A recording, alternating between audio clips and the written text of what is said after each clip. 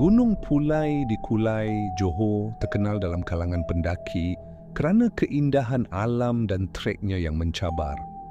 Namun, di sebalik kehijauan itu tersimpan satu kisah seram yang menjadi buah mulut dalam kalangan pendaki tegar.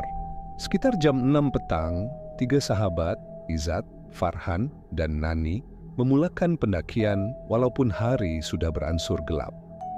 Mereka ingin mencabar diri untuk menikmati pemandangan senja dari puncak. Pendakian mereka bermula seperti biasa, penuh gurauan dan semangat.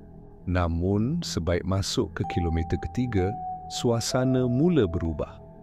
Hutan yang tadinya meriah dengan bunyi cengkerik dan unggas, tiba-tiba sunyi sepi. Farhan yang berada di hadapan tiba-tiba berhenti dan menoleh ke belakang. "Aku dengar orang panggil nama aku tadi," katanya perlahan. "Jangan main-mainlah," balas Nani sambil cuba ketawa. Tetapi jelas wajahnya pucat. Tak lama selepas itu, Izzat pula terdengar seseorang berbisik namanya dari dalam semak, walaupun tiada sesiapa di situ. Mereka berhenti seketika, cuba menenangkan diri. Tapi yang paling menakutkan bila mereka melihat satu kelibat berpakaian putih melintas di antara pokok jauh di hadapan.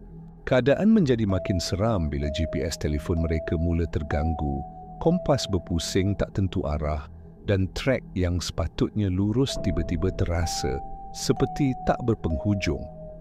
Dalam ketakutan, mereka sepakat untuk berpatah balik. Namun ketika berlari menuruni trek, mereka terdengar jelas suara seseorang menangis dari celah-celah pokok.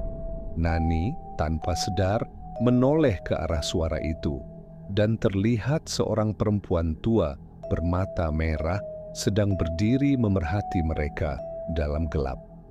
Mukanya berkedut, senyumannya menyeramkan dan matanya seolah-olah mengikut setiap gerakan mereka. Berdebat terus berlari tanpa toleh belakang. Sampai di bawah, mereka hampir pitam kerana terkejut dan penat. Seorang pendaki tempatan yang melihat keadaan mereka hanya menggeleng. "Lain kali, jangan naik Gunung Pulai masa senja atau malam," katanya. "Ramai dah kena panggil dengan penghuni atas tu."